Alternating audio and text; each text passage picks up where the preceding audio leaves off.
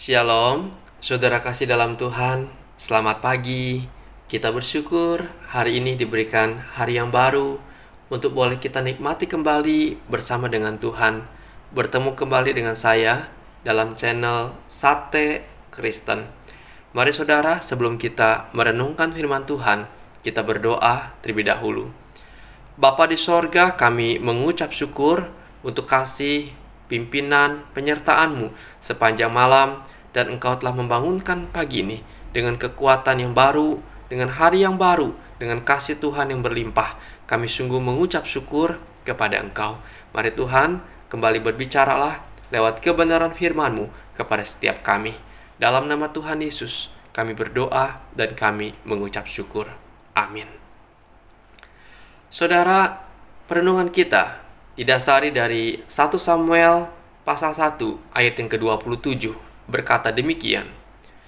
Untuk mendapat anak inilah aku berdoa, dan Tuhan telah memberikan kepadaku apa yang kuminta daripadanya. Saudara, tema kita hari ini ialah tidak percuma berdoa. Saudara, konteks dari kitab 1 Samuel pasal yang pertama ialah waktu itu ada sebuah keluarga yang terdiri dari Elkana sebagai suami, dan ia memiliki 2 orang istri, yaitu yang bernama Hana dan yang satu lagi bernama Penina. Penina mempunyai anak, tetapi Hana tidak. Tetapi sayangnya, Penina sebagai madunya selalu menyakiti hati Hana, mengejek Hana bahwa ia tidak bisa melahirkan seorang anak, bahwa ia mendapat hukuman dari Tuhan, dan hal itu berlangsung bertahun-tahun. Dan sesungguhnya hal itu sangat menyakiti hati Hana dan membuat Hana menangis dan bersedih hati. Saudara, tapi sungguh Hana adalah wanita yang bijaksana. Ia tidak membalas dendam kepada Penina, mungkin dengan memaki Penina atau berbuat sesuatu yang lain. Tetapi di dalam kesedihannya, Hana datang dan membawa hidupnya kepada Tuhan. Hal itu dapat kita lihat dalam ayat 11, dikatakan di sana. Kemudian bernasarlah ia, katanya, Tuhan semesta alam, jika sungguh-sungguh engkau memperhatikan sengsara hambamu ini dan mengingat kepadaku, dan tidak melupakan hambamu ini, tetapi memberikan kepada hambamu ini seorang anak laki-laki, maka aku akan memberikan dia kepada Tuhan untuk seumur hidupnya, dan pisau cukur tidak akan menyentuh kepalanya. Saudara, Hana berdoa meminta seorang anak laki-laki, dan ia berjanji bahwa anak itu akan dipersembahkan menjadi hamba Tuhan seumur hidupnya. Ia menginginkan seorang anak, namun ia tidak mau menguasai anak itu. Apa yang ia minta, ia kembalikan kepada Tuhan. Saudara, di sini kita melihat Hana meskipun menghadapi kemustahilan, karena ia sudah bertahun-tahun tidak hamil, tidak bisa mengandung. Namun Hana tidak menyerah begitu saja kepada keadaan, kepada situasi yang dialami. Ia tetap berdoa dan mencurahkan isi hatinya kepada Tuhan, sebab ia percaya akan kuasa Tuhan, bahwa bagi Tuhan tidak ada yang mustahil, dan bahwa Tuhan itu baik adanya. Saudara, Hana berdoa bukan dengan memaksakan kehendaknya, melainkan sebaliknya, ia mempersembahkan apa yang ia minta untuk pekerjaan dan kemuliaan nama Tuhan. Saudara, Hana berdoa, berharap, dan berserah penuh kepada Tuhan. Dan sungguh luar biasa, saudara. Tidak percuma ia berdoa, tidak percuma ia meminta kepada Tuhan, karena Tuhan akhirnya menjawab doanya dan mengabulkan permintaannya. Hana akhirnya mendapatkan Samuel, doanya terkabul. Sehingga ia berkata, untuk mendapat anak inilah aku berdoa, dan Tuhan telah memberikan kepadaku apa yang kuminta daripadanya. Saudara, di sini kita melihat Allah yang hidup, yang disembah oleh Hana. yang menyelidiki hati manusia, mengetahui dan ia mendengar doa-doa yang dipanjatkannya, bahkan untuk hal yang mustahil sekalipun. Sebab Tuhan itu Maha Tahu, Ia Maha Kuasa. Tuhan sanggup untuk menolong dan menjawab doa-doa daripada anak-anaknya. Artinya, apa yang kita doakan sesungguhnya tidak akan pernah percuma, tidak akan pernah sia-sia. Sebab Tuhan mendengar dan Ia tahu jeritan hati kita. Tetapi ingat saudara, kehendak Tuhanlah yang jadi, bukan kehendak kita. Sebab kehendak Tuhan itulah yang terbaik buat kita.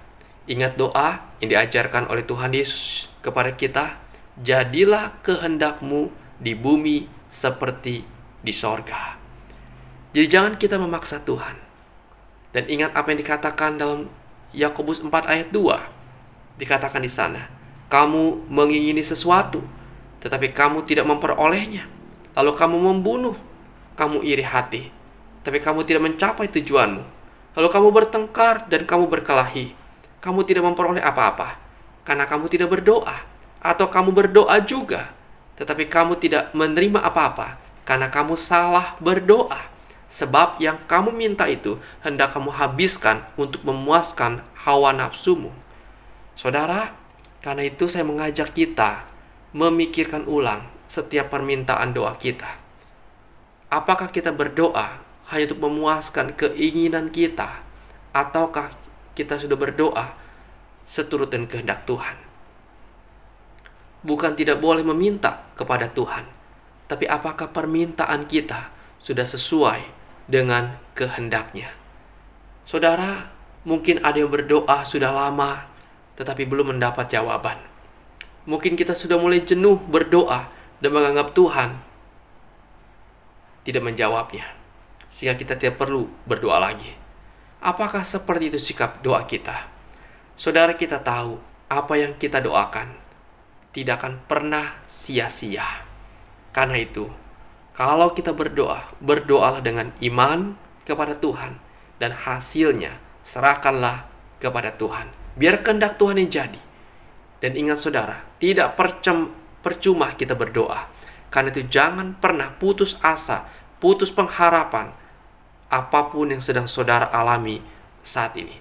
Karena kita memiliki Tuhan yang hidup, yang Maha Tahu, yang Maha Kuasa, yang menyelidiki hati manusia. Tetaplah berdoa dan berharaplah kepada Tuhan. Sudah, kiranya renungan ini boleh memberkati, menguatkan iman saudara. Amin. Bapa di sorga, kami sungguh bersyukur kepadamu, punya Allah yang hidup, punya Allah yang berkuasa, Allah yang mengasihi setiap kami. Terima kasih ya Tuhan. Dan hari ini kami serahkan hidup kami Tuhan, berbagai hal yang kami kerjakan. Tuhan sertailah, Tuhan tolonglah. Kami sedang dalam perjalanan, Tuhan sertai perjalanan kami, sampaikan ke tempat tujuan kami dengan selamat. Tuhan tolong kami yang bergumul Tuhan dengan sakit penyakit kami. Mungkin kami Tuhan sedang ada infeksi di hidung kami. Tuhan tolong, kiranya Engkau menjamah kami, memulihkan keadaan kami. Mungkin kami sedang isolasi di rumah Tuhan, atau di rumah sakit karena terkena virus corona. Tuhan, berikan kami daya tahan tubuh yang baik. Berikan kami pemulihan, berikan kami kesembuhan yang daripadamu. Kami serahkan kepada Engkau Tuhan. Kami Tuhan mungkin yang sedang demam, Tuhan tolong kami juga. Engkau jamah kami dan Engkau pulihkan keadaan kami. Tuhan, kami yang sedang bergumul dengan kanker paru-paru kami, Tuhan tolong beri kekuatan iman buat kami, beri keteguhan hati untuk tetap berharap kepada Engkau dan menjalani masa pengobatan yang tidak mudah. Tuhan tolong kami Tuhan yang sedang sakit, Tuhan akan hipertensi kami naik ya Tuhan. Tuhan tolong kami juga, biar Engkau Tuhan yang boleh menstabilkan akan tekanan darah kami. Tuhan, kami serahkan kepadamu. Kami sedang sakit stroke ya Tuhan. Tuhan juga tolong kami, Tuhan jamah kami, dan Tuhan kira berikan kesembuhan, pemulihan kepada kami. Bapa, kami mohonkan kasih-Mu bagi setiap kami. Sungguh kami butuh Engkau di dalam kehidupan ini. Pergumulan ekonomi kami, masalah keluarga kami, pun Tuhan kami bawa hanya kepadamu saja. Tuhan, tolonglah. Terima kasih Tuhan, inilah pengharapan kami. Hanya di dalam nama Tuhan Yesus, Tuhan yang hidup, Tuhan yang berkuasa, kami berdoa dan kami mengucap syukur. Amin. Selamat pagi saudara, selamat beraktivitas, dan Tuhan Yesus memberkati saudara sekalian.